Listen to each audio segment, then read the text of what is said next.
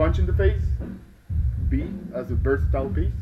As a Versatile piece, like Yeah. versatile, Yeah. yeah. And or 3 as brute force. I think the first one, punch in the face. Yeah. Yeah, because the album is not all brute force. There are some monuments and songs Exactly, like that yeah. that paint a Give broader like a picture. different bite, right? Yeah, but they can still punch you in the face. Yeah, they do. Yeah. So Excellent. either it's a hard punch, a slow punch, or there's different kind of punches. Exactly. So I think Will be the one Yeah. that fits. Excellent. There's something that we actually, we were discussing inside the band scene to find out. And, I've always been curious about a topic that constantly makes, like fans and either the media deliberate about.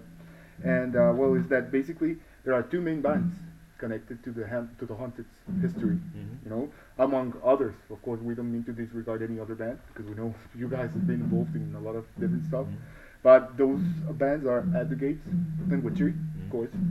And we wanted to know, basically, what are your thoughts about the linkage between all those 3 metal giants? I mean, how did it work? When I started the band, I had a death metal band called Seance. We put out 2 albums on the Black Mark. Yeah. And we did we were supposed to do a tour with At the Gates, 36 days. We got on the bus, we played 1 show, then the tour manager faked that he was robbed because the bus driver needed to get paid. So he ruffled his hair and he took his cigarette package and twisted it, and I said, I've been robbed, because he didn't have the money. He wanted us to do a few more shows to get money so he could pay the bus driver. So the tour crashed, bus took us home and everything. So just 2 shows out of 36 we played. But we, of course, because it was a very stressful time, you get to know people, and we got to be very good friends with At the Gates. And I was especially connecting with Adrian, the drummer. Yeah. So he lived in Gothenburg, and I lived in another city, yeah. and I moved down to Gothenburg to join or to form a band with Adrian. But he was always busy with At the Gates and everything. Then one day he called me, saying that I just spoke to Anders Björler, and he's left At the Gates. Oh, really? Yeah. Do you want to still do that band? Yeah. So let's meet tomorrow. So we went tomorrow, the day after, to At the Gates rehearsal. Yeah. And I had 1 song I've taken with me from Seance, which was Undead. So we played Undead, just him and me, the very first rehearsal. And then, okay, we need more people. Who are we going to use? And I was thinking, because I was pretty new in Gothenburg, like, okay, guitarists are pretty easy to find. Good bass players, not so easy. So I'll ask Jonas Björler to join. So he joined, but I didn't want to ask Anders because I didn't want to have 3 At the Gates members. So that connection would be too great.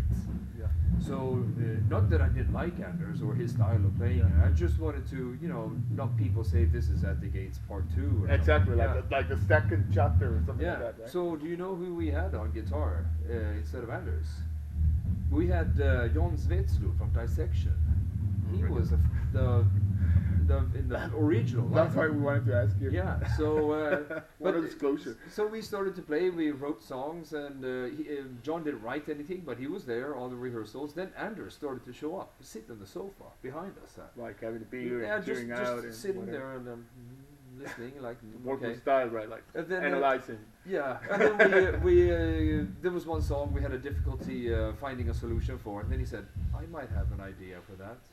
All right, here's the guitar, and he played it. Okay, next rehearsal, John didn't show up. Then so Anders just in the band. Right? Yeah. So that's how we got 3 of At the Gates members, and that's also why we ended up getting on Hearing, because 3 out of 5 members, we had to follow the contract of that At the Gates had signed. So there is a very strong linkage with At the Gates, of course. I know musically, I don't think we were too similar. I know Anders has said that he had to kind of relearn how to play the guitar because he hadn't played that kind of style that I had started writing. So he was more a death metal guy, and then he had to learn more the thrash approach. A lot more guitar picking and so on.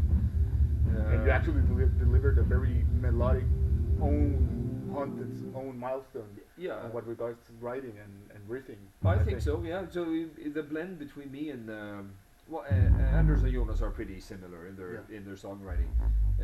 With very good balance, I think. Exactly. Yeah. So there is undoubtedly a strong connection with At the Gates. With Witchery, I mean, when I do write everything through Witchery, so there's like a filter that it goes through.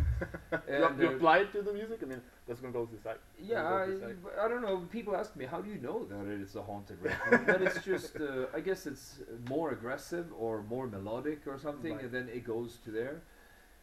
Like the intro, the Dark Intentions intro, this was actually paid back on Strength in Numbers. Witchery recently put out an album called I Am Legion, and there's an intro on there called Legion. Exactly. That was written for Haunted. But we have a vote. It's very Swedish. We have a vote. Yeah, there you go. Very consensus. Okay, and they said this is just guitar stuff. Like, well, I love it. Okay, we don't want to use it. Fine, I'll use it for Witchery then. Exactly. So we have traded back and forth. So there is a strong connection there too. Because as a fan, I feel it in the music. Yeah. I tended to listen to the bands that are linked, because all three I love, all three I respect. Yeah. I will have a very strong connection to them, and I was very curious about that, because it was maybe my perception that is different to hear from you. Well, of course. Yeah. you quite a disclosure. You try your best to to divide them as much as possible, because it's in our own interest that it doesn't sound the same. Exactly. But there is a connection. Yeah. Well, that's awesome. Because ever since 1996, we've heard about, thrash, melodic death, Swedish death, post-thrash, groove metal. But we would like to know, where would you place the Haunted, genre-wise? I would also like to know that, because people love to pigeonhole bands.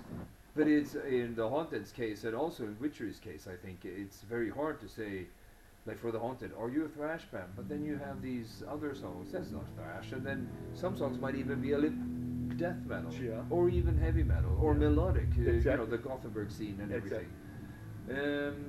Which the same, I think, applies to Witchery. Is it black metal? Is it thrash? Is it heavy metal? There's how is it? Black and thrash metal. Or black and roll, or whatever people call it. Like, okay, I don't know. But yeah, I think it's interesting to not be able to. Exactly. Yeah, you guys are typical death metal. Like, okay. We're typical, but we're not. Yes. It's like being able to answer that.